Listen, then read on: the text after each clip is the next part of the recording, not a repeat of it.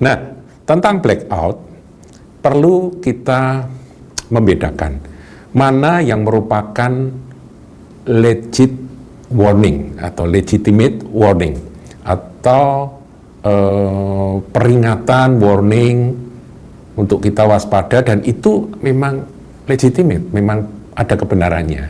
Itu perlu, karena Tuhan Yesus berkali-kali katakan waspadalah, waspadalah. Tapi kita juga harus bisa membedakan mana yang hoax, saudaraku ya. Jadi kuncinya itu bukan pada percaya atau tidak pada pernyataan dari orang-orang tertentu yang mengatakan bahwa nanti akan terjadi ini, terjadi itu. Ini bukan masalah percaya tidak, tapi kita meneliti kebenarannya. Itu punya dasar atau tidak. Shalom saudaraku. Saudara, saya akan memulai Suara Gembala kali ini dengan membacakan satu ayat dari Lukas pasal 21 ayat yang ke-26. Ya, mudah-mudahan ini tidak tergenapi dalam kehidupan anak-anak Tuhan, tapi inilah yang Tuhan Yesus firmankan. Dikatakan ayat 26, orang akan mati ketakutan karena kecemasan berhubung dengan segala apa yang menimpa bumi ini, sebab kuasa-kuasa langit akan goncang. Jadi akan ada satu masa di mana orang-orang itu mati karena takut, saudaraku. Ya, kecemasan, ketakutan yang membuat jantung berhenti, saudara ya. Jadi ada rupa-rupanya kaget, takut, cemas, sampai akhirnya sakit dan akhirnya meninggal. Itu ada. Jadi tadi saya katakan bahwa kita berharap ini tidak akan menimpa anak-anak Tuhan, karena kita sebagai anak-anak terang, kita tahu bahwa semua hal-hal buruk yang difirmankan memang akan terjadi, tapi kita punya Tuhan yang menjaga dan melindungi kita. Dikatakan bahwa sehelai rambut pun tidak akan hilang kalau Tuhan tidak izinkan, ya kan? Jadi saudara, mari kita punya prinsip bahwa kalau Tuhan besertaku, maka siapa lawan aku? Aku tidak akan takut menghadapi apapun juga. Nah, itu harus kita kembangkan. Hari demi hari kita harus mengembangkan iman yang sederhana itu. Nah, kali ini saya akan bicara tentang berita-berita yang cukup menghebohkan, dan saya juga menerima beberapa pertanyaan dari teman-teman tentang ancaman blackout atau pemadaman listrik. Dan karena sudah terbukti beberapa waktu yang lalu di Belanda pernah terjadi, ya saudara, pernah terjadi 14 Januari 2026 Amsterdam listriknya padam gitu ya saudaraku ya. Dan itu dikaitkan dengan sebuah prediksi bahwa nanti bahkan ada tanggalnya dan sebagainya, ya ada yang berani nyebut tanggal dan sebagainya. Dunia ini akan mengalami blackout gitu ya. Jadi listrik di seluruh dunia akan dipadamkan. Nah, bagaimana kebenarannya, saudaraku? Kita perlu terdik seperti ular, saudara ya. Kita nggak mau jadi bodoh kayak kerbau, saudara ya. Nah, tentang blackout perlu kita membedakan mana yang merupakan legit warning atau legitimate warning atau peringatan, warning untuk kita waspada, dan itu memang legitimate, memang ada kebenarannya. Itu perlu, karena Tuhan Yesus berkali-kali katakan waspadalah, waspadalah. Tapi kita juga harus bisa membedakan mana yang hoax, saudaraku ya. Jadi kuncinya itu bukan pada percaya atau tidak pada pernyataan dari orang-orang tertentu yang mengatakan bahwa nanti akan terjadi ini, terjadi itu. Ini bukan masalah percaya tidak, tapi kita meneliti kebenarannya. Itu punya dasar atau tidak apa yang disampaikan oleh orang-orang tersebut. Jangan hanya karena dia seorang hamba Tuhan, dia seorang Kristen, kemudian menyampaikan hal itu langsung percaya atau tidak. Ya, kita memang yakin, saudaraku, ada orang-orang yang punya karunia nubuatan untuk menyampaikan sesuatu yang Tuhan beritahukan. Itu ada, saudara, tapi tidak semua kan. Ada yang ngawur juga, makanya kita ini harus waspada, bisa memilah-milah dan membedakan mana yang legit warning, mana yang hoax. Nah, jadi pendapat bahwa akan ada blackout global, saudaraku ya. Tapi ada juga nasional gitu ya, diperkecil nasional negara-negara. Pada tanggal tertentu, tanggal X begitu ya, tanggal sekian, bahkan ada jamnya begitu ya. Itu dapat dipastikan itu adalah hoax, saudaraku ya. Kenapa hoax? Karena grid listrik ya, atau sistem jaringan listrik dan juga internet itu tidak terpusat, saudara. Jadi Anda perlu ngerti. Bukan kalau terpusat itu, jadi kalau pusatnya dimatikan semua mati begitu ya. Enggak, listrik itu sistemnya enggak begitu. Kemudian juga tidak ada lembaga atau suatu kelompok orang-orang tertentu yang secara teknis di dunia ini bisa menjadwalkan, ayo blackout seluruh dunia. Ya kecuali nanti kalau dunia ini diperintah oleh satu tokoh ya. Kekuasaan ada pada dia ngomong apa semua harus nurut. Itu kalau sudah demikian baru bisa. Kalau sekarang enggak, saudaraku. Masing-masing negara ini punya aturan sendiri-sendiri. Dan secara teknis, secara teknologi teknisnya itu pun berbeda-beda. Nanti saya akan jelaskan ke sana. Jadi kita coba amati ciri khas dari kabar yang heboh tapi sebetulnya hanya hoax saja. Itu adalah mereka nyebut tanggal dan jam tertentu, saudara. Itu terjadwal, biar lebih mantap gitu ya, orang-orang yang percaya itu kan. Makanya saya katakan tadi, ini bukan masalah percaya atau tidak, kita meneliti. Kita berpikir, kita dikasih akal budi sama Tuhan, ini bukan untuk jadi bodoh, saudaraku ya. Jadi, tidak ada lembaga yang bisa menjadwalkan, saudara. Apalagi ngomong jam tertentu, tanggal tertentu, siapa yang bisa menjadwalkan itu? Kemudian itu berarti pasti hoax. Kemudian ada narasinya itu ini ada elit global. Apakah benar ada elit global? Bisa jadi ada, saudara. Tapi saat ini elit global siapa yang secara teknis bisa melaksanakan akan pemadaman global itu? Nggak ada, saudaraku. Tapi mereka selalu menarasikan bahwa ini ada elit global yang merencanakan itu dan rencananya pasti terjadi begitu. Kemudian penyebarannya lewat medsos. Kalau saudara baca medsos, ini ada tokoh ini ngomong, wah ini nanti akan ada blackout. Lah setelah blackout dibayangkan, ya memang ngeri, saudara. Waduh, berarti kulkasku mati. Wah berarti aku harus beli ini genset gitu ya, supaya kalau pemadaman listrik terjadi selama beberapa hari punya genset begitu. Ya ada yang begitu kalau punya uang untuk beli genset. Kalau enggak punya bagaimana, saudara?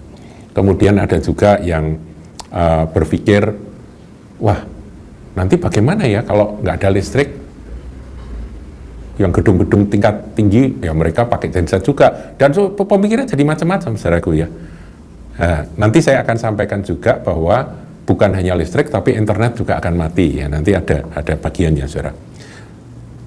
Ini ini pendapat dari orang-orang yang menarasikan akan adanya blackout atau pemadaman global itu.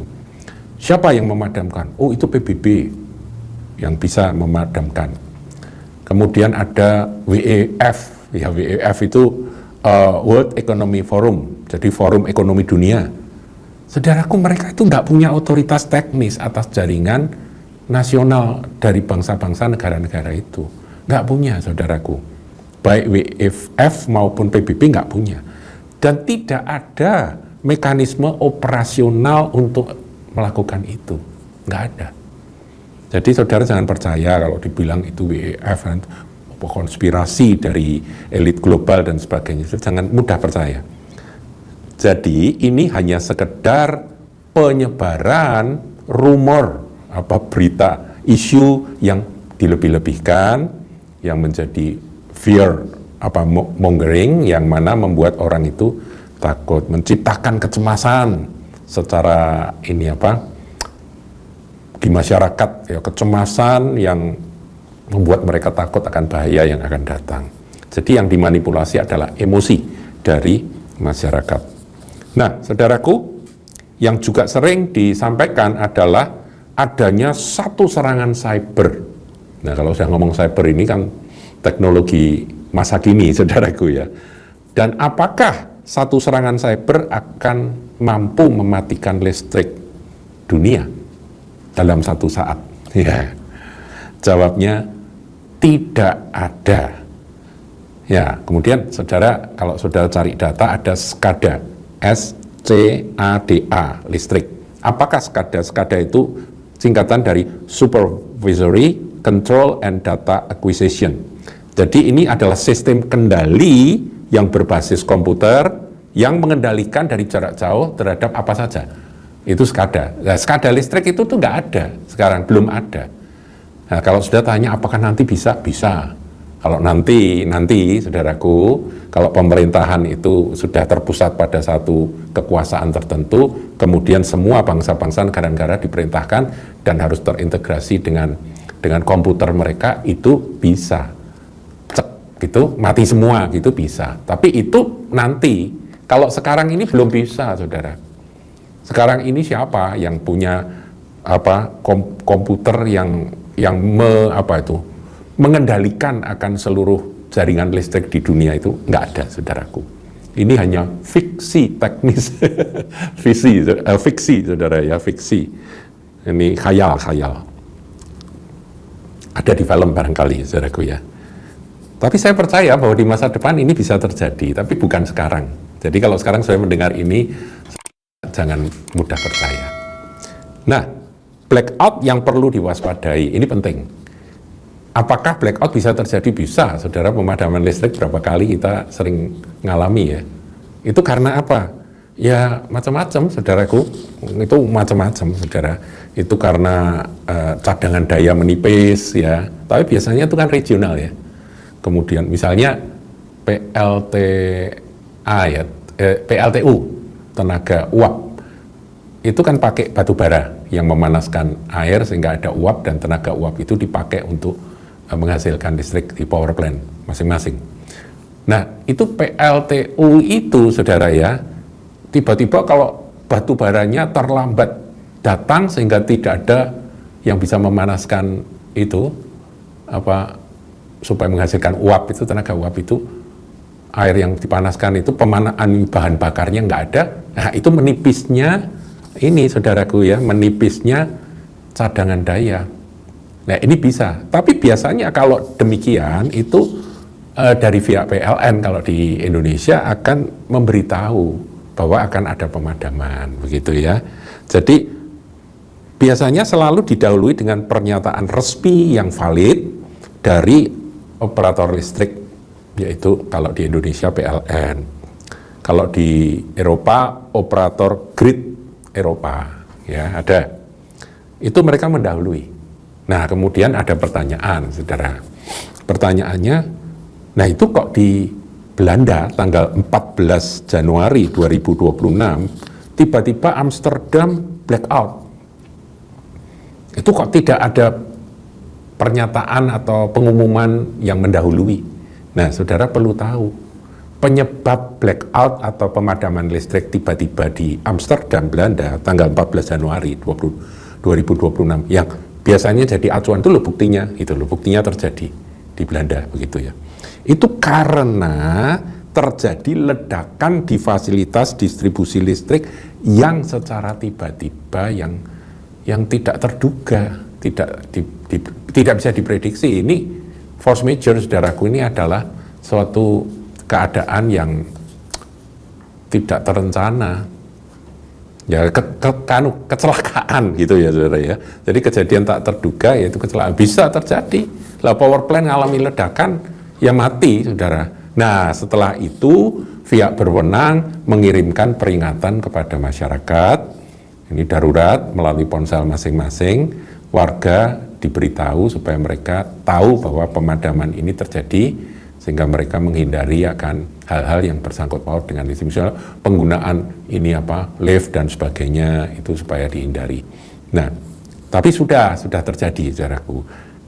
Dan itu tadi, karena kalau di kita ya, di Indonesia itu pemadaman biasanya terjadi karena itu tadi.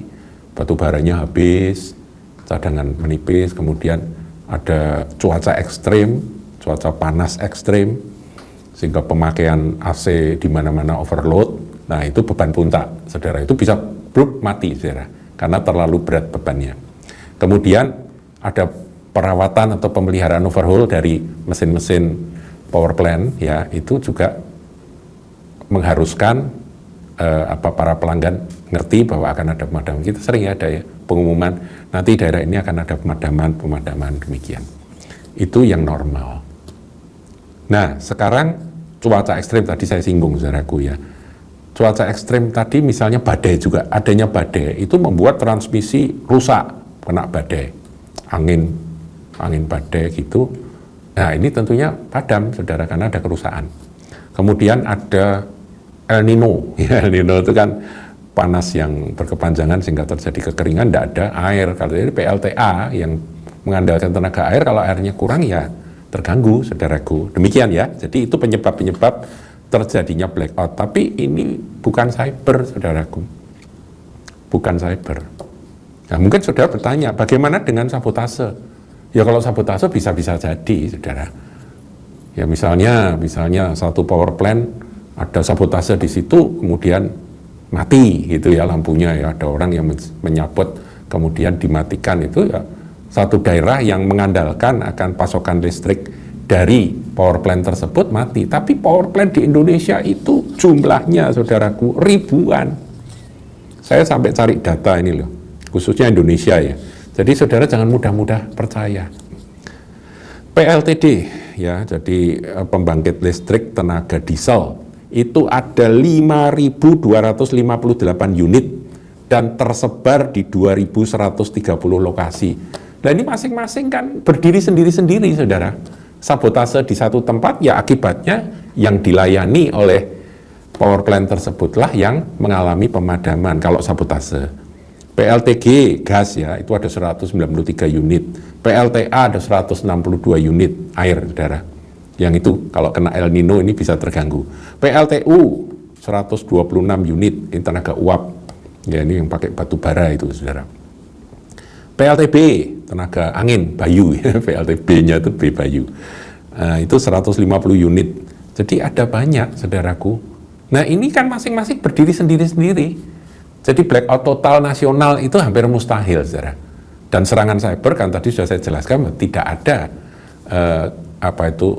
kaitan dengan satu komputer yang bisa mengendalikan, itu nggak ada, saudaraku. Jadi, saudara, kita harus cerdik dan tidak mudah terkena hoax ya. Ya memang kalau orang menyampaikan sesuatu yang menakutkan itu yang membuat cemas, kamu harus demikian, harus begitu, begini, begitu ya, waspada penting, saudaraku ya, waspada penting, tapi bukan berarti kita mudah-mudah menjadi cemas dan takut untuk sesuatu yang tidak masuk akal ya, tidak logis. Kemudian tentang menitik hoax itu apa, saudara? Ya jadi kalau sudah mulai nyebut tanggal waktu nanti ada 7 hari masa blackout gini, padahal tidak ada penjelasan dari pihak yang berwenang, saudara jangan percaya itu hoax. Kemudian sumbernya dari siapa? Nah sumbernya tidak jelas gitu ya. Ada orang-orang tertentu yang memang suka hal-hal yang kontroversial, hal-hal yang sifatnya spekulatif itu ya sudah biar. Mereka punya pendapat, saudara, ya kita lihat aja, tapi jangan mudah menjadi ikut-ikut takut atau cemas. Kemudian saudara amati mereka itu bahas detail teknisnya apa enggak. Kalau enggak ada detail teknis yang dibahas, ya semakin sulit untuk dipercaya. Cuman asal aja, ngasal aja. Pokoknya ini elit global, ini ada rencana begini, konspirasi. Ya sudah lah. Kalau sudah gitu ya enggak ada unsur teknisnya, ya saudara enggak usah percaya. Kemudian ya elit global itu tadi ya itu sering dimuncul-munculkan. Kemudian kalau nadanya itu membuat panik, membuat ancaman-ancaman yang menakutkan, menakut-nakuti secara tidak berdasar, ya sudahlah, saudara jangan percaya. Itu hoax ya. Nah, sekarang bagaimana, saudaraku, dengan mematikan internet dunia? Saudara, kita kemarin dengar berita ya, pada waktu terjadi demo di Iran, itu kan berita tentang demo tindakan represif dari para tentara yang mencoba meredam demo itu kan direkam kemudian disiarkan ke luar, dan pemerintah Iran akhirnya memutuskan internet dimatikan, kan begitu. Tapi ya tetap ada yang pakai Starlink, saudara ya, pakai Starlink itu tetap bisa keluar berita-berita, tapi kan terus berkurang banyak. Tidak semua orang bisa merekam dengan HP, karena bisa merekam tapi nggak bisa menyiarkan, nggak bisa mengupload. Nah, dengan demikian, saudaraku, mematikan internet itu masing-masing negara tentunya bisa melakukannya kalau mereka punya kewenangan. Mereka yang punya kewenangan untuk mematikan. Jadi bukan elit global yang bisa mematikan. Misalnya elit global yang ada di negara lain mematikan internet di Indonesia gitu, tidak semudah itu, saudara. Nah, kalau satelit dimatikan, yaitu yang punya satelit. Saudara mau mematikan ya bisa-bisa saja. Ya. Nah, kalau Indonesia ya server-servernya itu bagaimana? Ya mereka provider-providernya ini bagaimana? Kalau selama mereka masih bekerja dengan baik, ya tidak akan terjadi internet yang dimatikan. Nah, kalau kaitannya wifi di rumah itu kan dengan listrik, saudaraku ya. Itu biasanya kalau masih ada genset masih bisa begitu ya. Ya, saudara, inilah fakta yang kita hadapi hari-hari ini. Tapi kita memang harus berjaga-jaga karena waktu dan saatnya memang akan datang. Kesulitan, kesukaran, masa sulit itu akan tiba pada waktunya. Nah, saudara, yang menyebabkan internet itu mati itu sebetulnya nggak bisa global gitu ya. Negara tertentu offline bisa, karena ada seperti di Iran kemarin ya. Kemudian kalau platform global berhenti, itu di bawah kekuasaan mereka. Taruh kata Google, saudaraku ya. Google tiba-tiba down gitu ya. Yaitu rasanya internet jadi tidak lengkap gitu ya. Kita nggak bisa pakai Google lagi.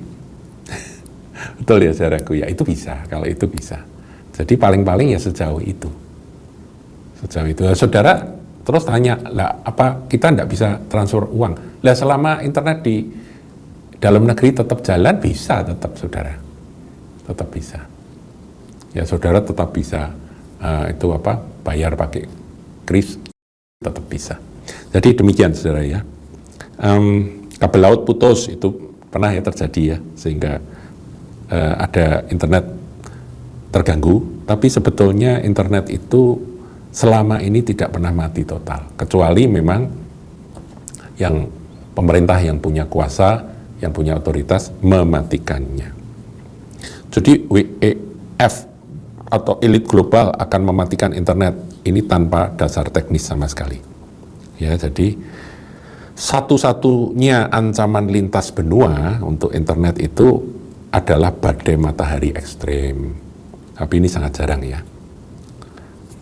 Jadi posisi Indonesia dalam konteks serangan cyber, ya kita tahu bahwa Indonesia ini kembali ke listrik tadi, saudaraku, itu tidak terhubung grid listrik internasional. Indonesia berdiri sendiri. Tadi saya sebutkan bahwa power plant Indonesia saja ada ribuan ya. Jadi dengan demikian panik massal, anak-anak Tuhan nggak perlu cemas, panik, hadapi semuanya dengan damai sejahtera. Kita jalani, kalau ada masalah ya kita hadapi, kita lalui, saudaraku. Tapi waspada memang harus, karena tahun 2026 ini saya sering sebut ada perubahan-perubahan yang harus kita antisipasi. Kita harus cerdik dan waspada dalam mengantisipasi. Yang kedua, ada ketidakpastian yang mana kita jawab dengan iman, karena hanya di dalam Kristus ada kepastian, di dalam firman-Nya ada kepastian. Dunia tidak pasti, dan ketidakpastian itu benar terjadi di sana sini. Saudara nggak bisa mengandalkan apa-apa.